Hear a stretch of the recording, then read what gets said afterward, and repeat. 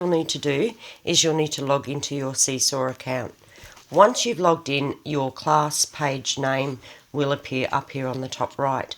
Also on the top, very top right, is this spanner icon, and that spanner icon is, if you click on that, it will take you to your settings menu. If you click on Manage Teachers, and then it will ask you to enter the teacher's email you'd like to invite, so we'll enter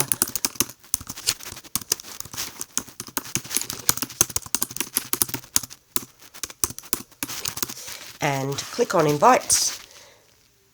After the invitation is sent, the teacher that you have invited will receive an email from Seesaw. They can accept that invitation, and then after they've accepted, you will see them appear on your current teachers list. And of course, if that teacher leaves, or next year if you're collaborating with another teacher, you can remove those people from your current teachers list. I hope that little short tutorial was of